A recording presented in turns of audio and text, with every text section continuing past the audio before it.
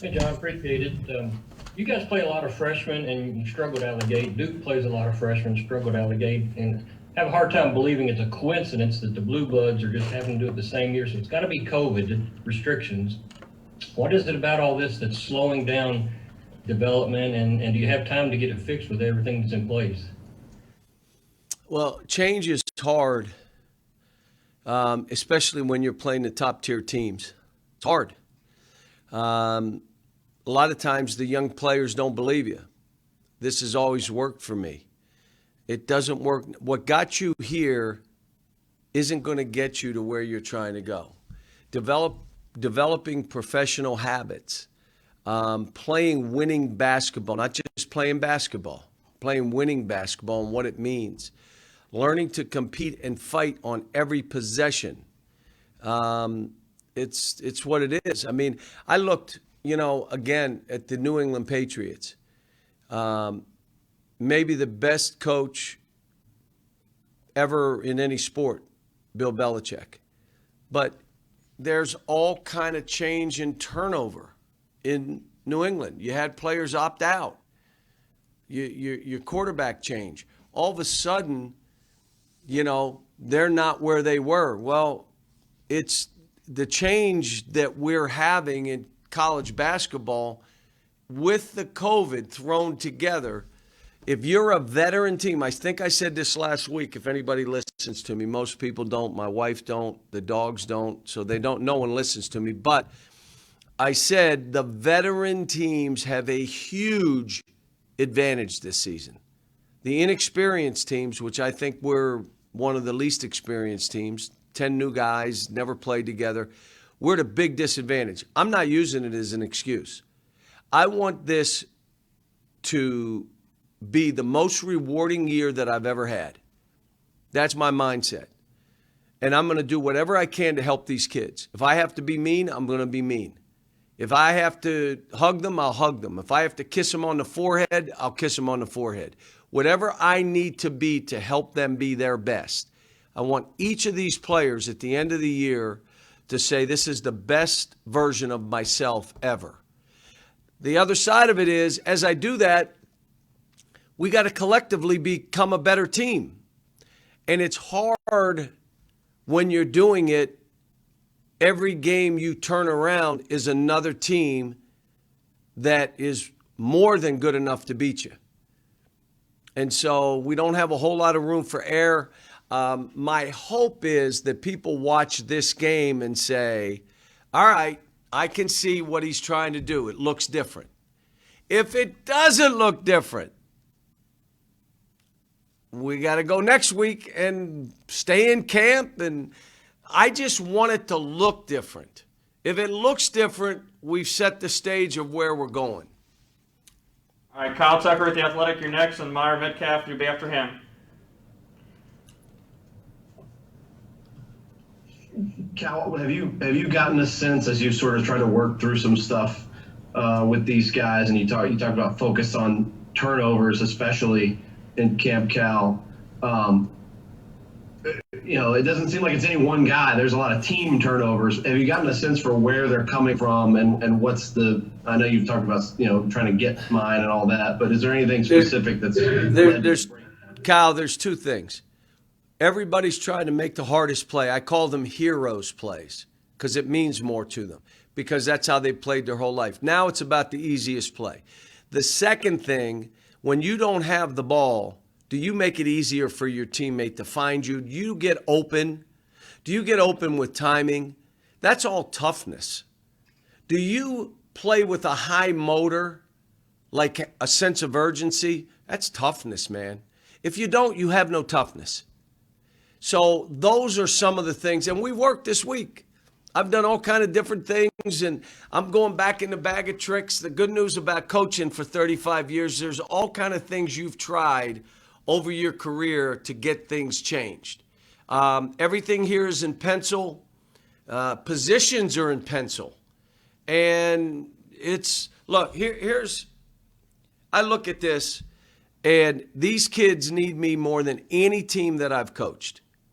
I'm doing things where it's them and me personally together, whether it's some film or meetings where it's us. I'm trying to get them to turn the phones off and get together because we're not talking to each other enough. I'm doing more individual meetings than I've ever done. I've got to look, think about this.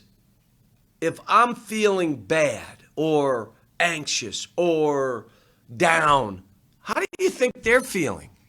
This ain't about me. I got to keep them safe, and they've done a fabulous job.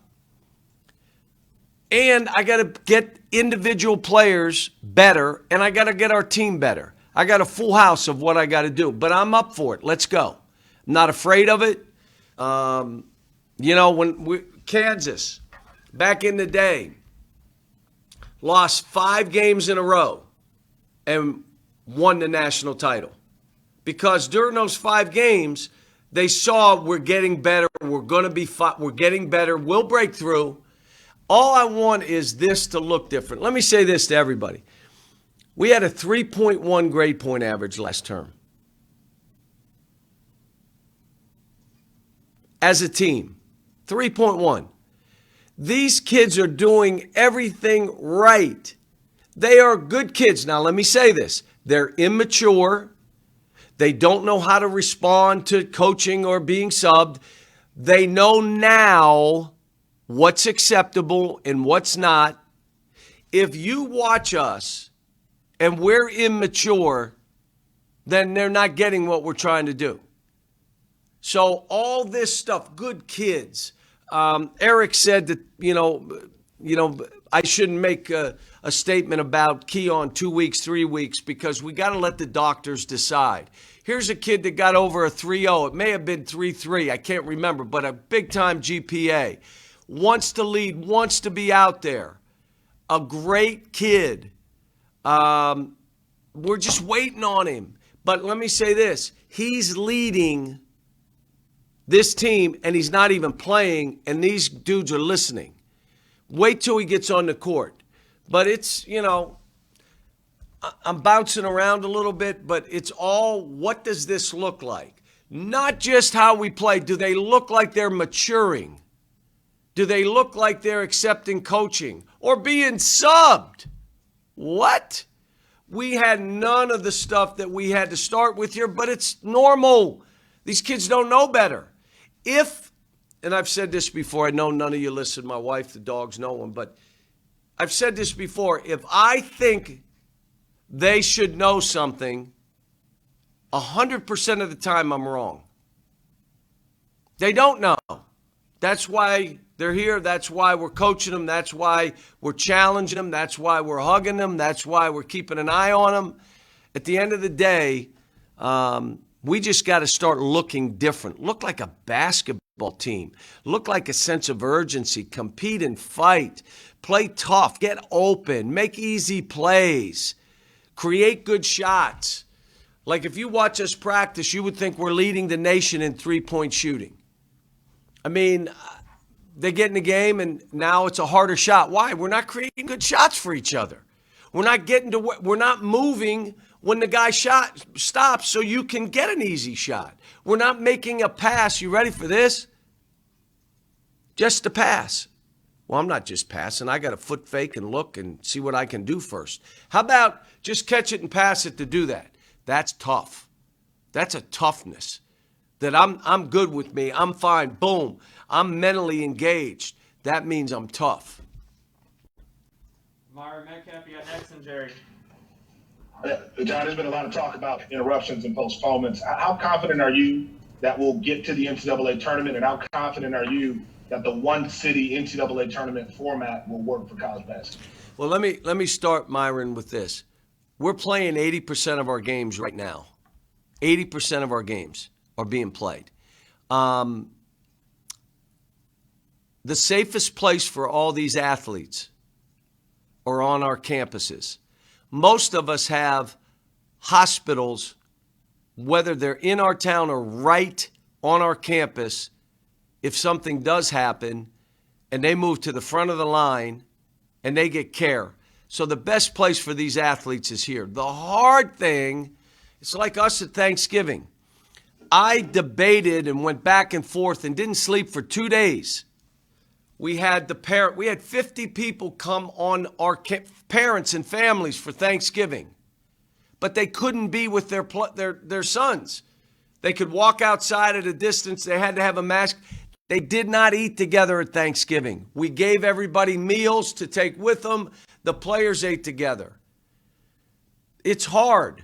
I mean, this stuff is hard. But I think what they're doing, what Danny Gavitt's doing, to say right away that we're going to do this in one town, we'll have 6 courts, and then we'll whittle it down. When you lose, you're out. Leave the bubble. And then we get it down to where we are. I think it's how we play. Let me just say this one last thing. We owe it to these kids to give them a chance to play safely. We owe it to them. These kids all want to play. There's not a coach in the country whose players would say, nah, let's not play. They all want to play.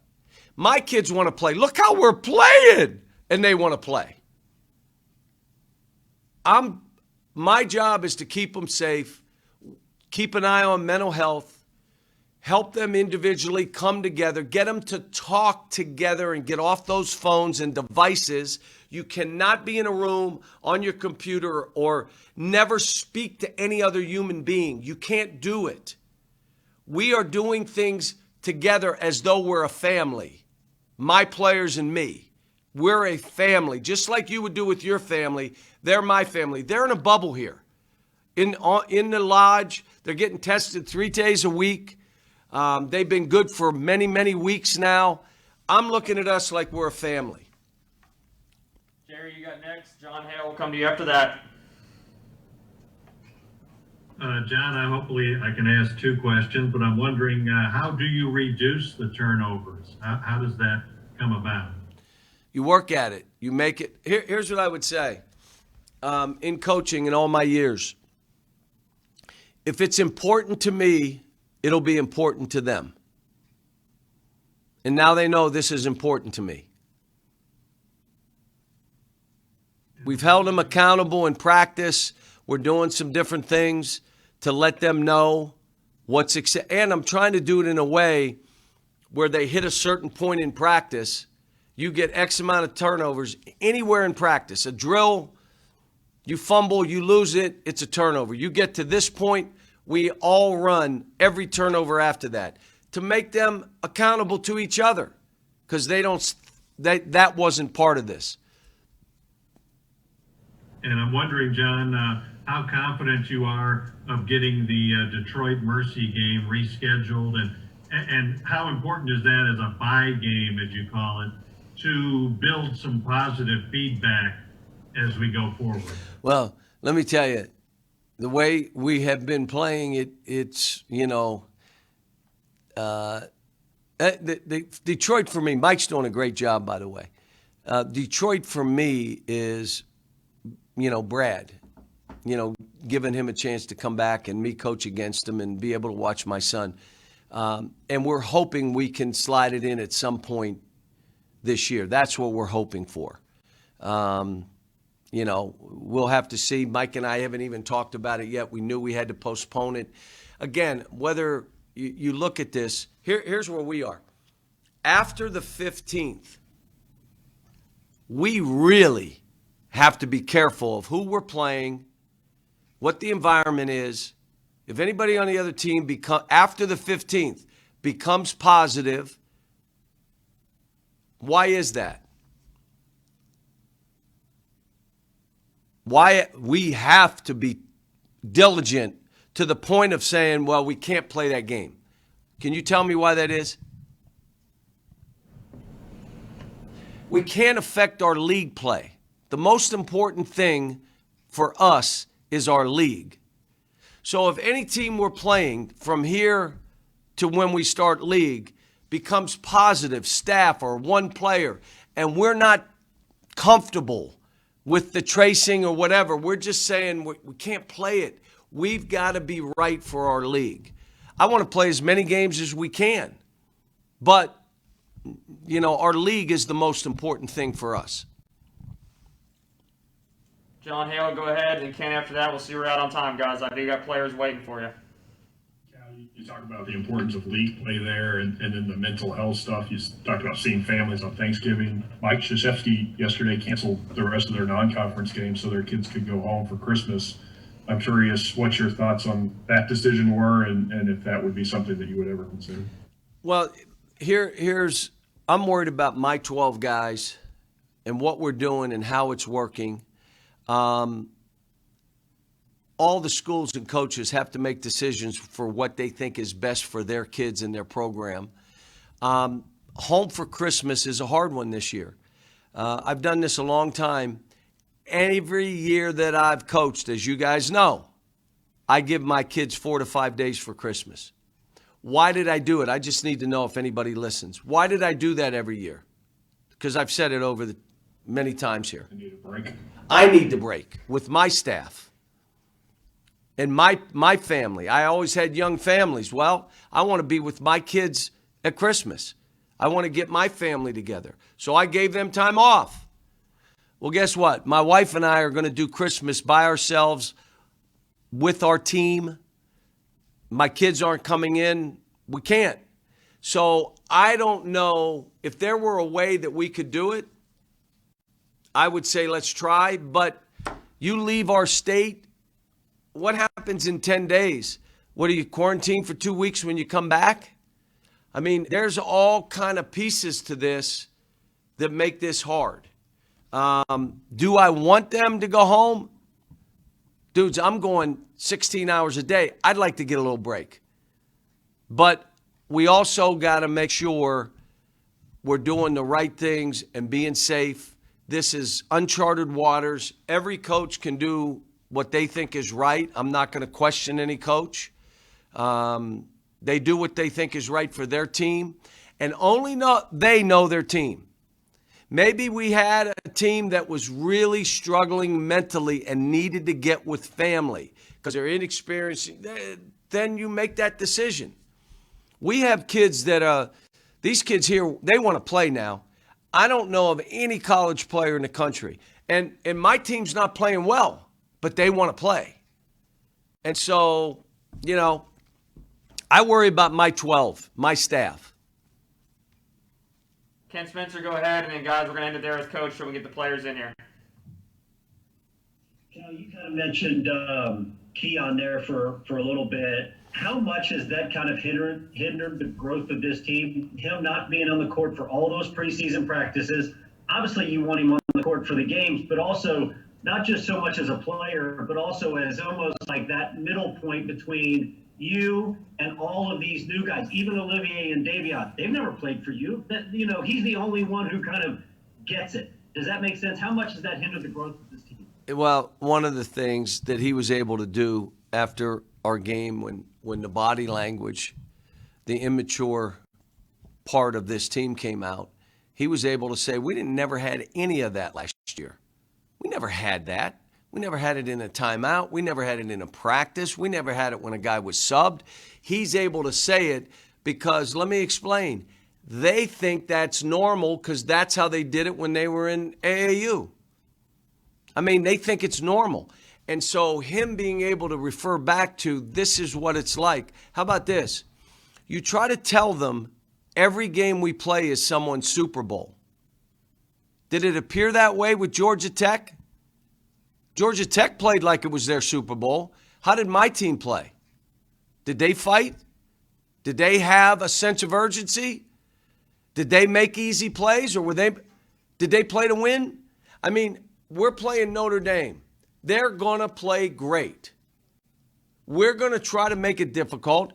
I just want the game to look different so that we can all look and say, whew, we're going to be all right. And it doesn't mean win or lose right now. It is, let's play the right way. Winning takes care of itself. All right, guys.